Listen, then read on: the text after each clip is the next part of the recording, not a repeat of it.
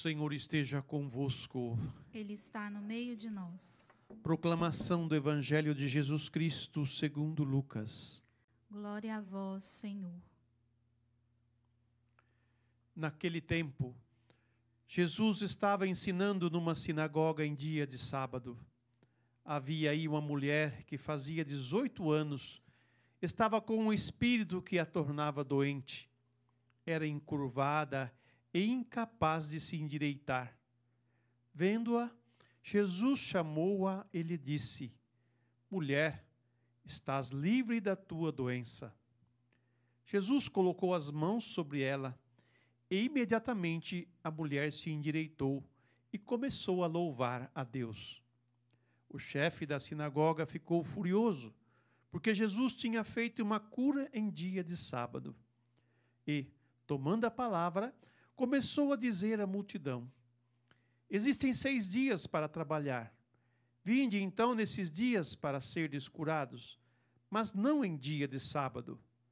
O Senhor lhe respondeu: Hipócritas, cada um de vós não solta do curral o boi ou o jumento para dar-lhe de beber, mesmo que seja dia de sábado?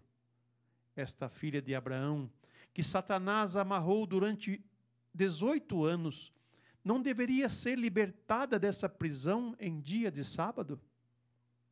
Esta resposta envergonhou todos os inimigos de Jesus, e a multidão inteira se alegrava com as maravilhas que ele fazia. Palavra da salvação. Glória a vós, Senhor. Que as palavras do Santo Evangelho perdoem os nossos pecados. Amém. Amém.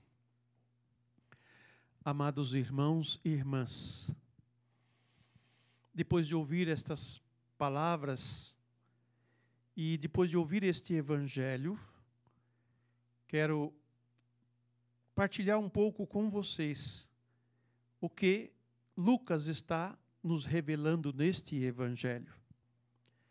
A questão é o dia de sábado, que para os judeus é um dia sagrado e para nós cristãos também, que se tornou o domingo, o nosso dia sagrado. É o dia que o Senhor fez para nós, é o dia da ressurreição do Senhor. E esse dia deve ser, sim, muito bem cuidado, muito bem guardado, muito bem respeitado. Como o próprio Jesus diz que o sábado foi feito para o homem, não o homem para o sábado. E o que se faz no sábado? No sábado, que é o dia do descanso, o dia em que Deus viu que tudo que havia criado era belo e bonito, então ele descansou, mas é um descanso que não é uma parada que Deus deu, mas ele entrou na glória de toda a sua criação. E o homem, no 7º dia, ele também entra na glória de Deus e apresenta a ele todo o seu trabalho, toda a sua realização como pessoa. Então, esse dia que é dedicado ao Senhor, os judeus guardavam ele fielmente, e nós cristãos também guardamos esse dia com muito carinho, com muito amor. Jesus não está falando contra o sábado, nem contra a lei que cuida do sábado, nada disso daí. Mas Jesus está revelando para nós que Deus é livre. Não somos nós que devemos enjaular Deus, prender Deus, como eles faziam. Não, o sábado é dia do Senhor, não pode fazer nada, não tem que vir ser curado. Como que se Deus pudesse engessar Deus nas coisas, na sua liberdade. E é essa questão que Jesus está a mostrar para nós, que Lucas está a mostrar para nós, em que Jesus diz que vocês são hipócritas. Exigem tanto que seja guardado o sábado, mas vai soltar o seu burro, o seu jumento para beber água no dia de sábado. Isso pode, mas essa mulher que veio hoje, depois de tantos anos, ela vem ao templo, ela vem suplicar a misericórdia de Deus, porque ela confia em Deus, espera em Deus. Nesses 18 anos, nesse tempo todo, a esperança dela era em Deus. Então não podia essa mulher ser curada no dia de hoje? Como se Deus fosse proibido de realizar a sua obra num dia de sábado? Ele que é o Senhor de todas as coisas. Mas nesse sentido, meus amados irmãos e irmãs, que nós também não tentemos engessar a Deus, porque Ele nos criou livres e Ele é livre. Então, a liberdade do cristão é uma liberdade em Deus, de forma que ele é criativo naquilo que faz. Ele consegue ir além das coisas, sem feri-las, sem machucá-las. Como Jesus realizou essa cura em dia de sábado, sem, de forma alguma, ferir o preceito, a lei do sábado. Mas, ao contrário, Ele leva à plenitude esse dia. Não é nesse dia, o dia do Senhor, que nós, como família, descansamos, reunimos em casa e descansamos do nosso trabalho, ou participamos da Santa Missa.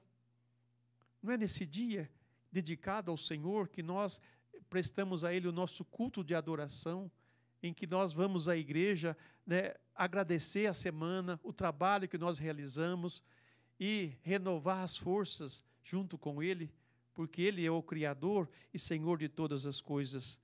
Nesse sentido, meus amados irmãos e irmãs, nós cristãos guardamos esse dia, que é o domingo, como o dia do Senhor, e devemos guardá-lo bem, e com toda a liberdade também, nesse dia, fazer o bem, e nunca fazer o mal. Nesse sentido, eu peço para que vocês voltem à primeira leitura, que nós ouvimos hoje, da carta de São Paulo aos Efésios. O que é um homem e uma mulher de Deus? Como devem viver no meio desse mundo? Desse mundo, nos dias de hoje em que nós nos encontramos cercados, achocalhados, provocados de todos os lados. Como nós devemos viver a nossa fé cristã nesse ambiente? Nós não precisamos ir longe, nós temos um exemplo já de 2000 anos atrás, que é essa comunidade dos Efésios, aonde Paulo também constata as mesmas dificuldades que nós temos hoje, mas ele ressalta para nós o dever do cristão, o que nós devemos realmente nos comportar. E ele diz o seguinte, repetindo para vocês: sede bons uns para com os outros, sede compassivos, perdoai-vos mutuamente, como Deus vos perdoou por meio de Cristo. Eu acho que todos nós devíamos ler isso daqui e, ponto por ponto, ir assinalando. E olhando para a sua vida, olhando para as suas atitudes, para o seu comportamento, para o seu meio onde você vive, se realmente isso está acontecendo, você está vivendo essas coisas ou não. Porque nós vivemos num mundo onde dizem, vocês têm liberdade, mas não nos deixa livre. Você tem liberdade de escolher, mas você não pode escolher, você tem que escolher o que eu escolho. Então não existe liberdade. Eu tenho liberdade de não falar certas coisas, mas os outros me obrigam a querer falar dessas coisas. Eu tenho a liberdade de não concordar com isto e com aquilo, mas aqueles que não aceitam o meu não concordar, ou o meu não aceitar, ou o meu não fazer aquilo que está sendo pedido. E prestem atenção, existe uma ditadura sobre nós, para que nós façamos certas coisas, sigamos certas linhas, certa mentalidade, que vai nos pervertendo pouco a pouco. E nessa carta, o apóstolo vai mostrar item por item para nós. E ele pede a cada um de nós, como batizados, sede imitadores de Deus, como filhos que Ele ama. Vivei no amor como Cristo nos amou e se entregou a si mesmo a Deus por nós em oblação e sacrifício de suave odor. Aí ele vai dizer, a devassidão ou qualquer espécie de impureza ou cobiça sequer sejam mencionada entre vós, como convém a santos. Nós não pertencemos mais a esse mundo. Você que é batizado, eu que sou batizado, não pertencemos mais a esse mundo. Não servimos mais a esse mundo. Nós servimos a Deus, somos filhos de Deus e Deus é santo. E o nosso linguajar e o nosso modo de ser deve transparecer essa santidade. Isso é uma opção livre de cada um de nós. Não é imposição, é proposta. Porque a coerência está aí. Se sou filho de Deus, sou um batizado, devo viver como tal. Portanto, a devassidão ou qualquer espécie de impureza ou cobiça sequer sejam mencionadas entre vós. Não se fala desse assunto entre nós. Nada de palavras grosseiras, insensatas ou obscenas que são inconvenientes. Dedicai-vos antes à ação de graças. Quem não gosta de contar uma piada? E as piadas nem sempre são piadas limpas, puras. Sempre há um agregado, sempre há uma alusão a alguma coisa, uma pessoa, ou a sexualidade. E, padre, mas nós vivemos no meio do mundo, não podemos também ser assim, ETs. Eu falo assim, olha, nós somos pessoas livres. E nós queremos ser respeitados também. O cristão é livre, ele também quer ser respeitado. Como os outros querem ser respeitados na sua opção de vida, nós queremos ser respeitados também. Então, como fazer essa convivência? Nós cristãos jamais deveremos ceder à proposta indecente do mundo ou do ambiente onde eu estou. Por isso, não participe, não fale. Nem se deixe envolver por esse tipo de conversa, por esse tipo de palavras, né? Antes, dedicai-vos à ação de graças.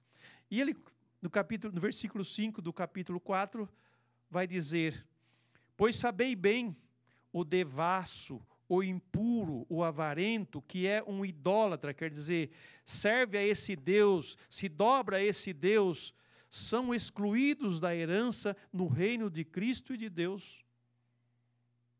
Então, você que pensa que é um cristão e que vive no meio do mundo como se fosse do mundo, né?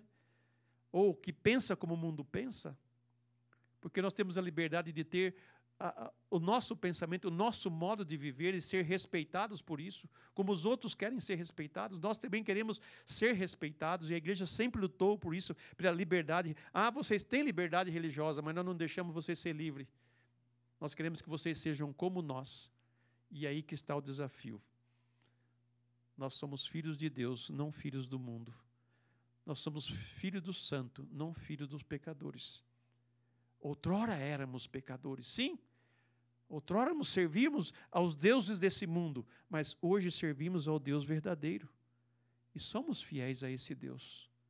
E a nossa prática, a nossa linguagem, as nossas expressões, os nossos atos devem dizer disso, daquilo que nós somos. Coerência. Falta coerência em muitos.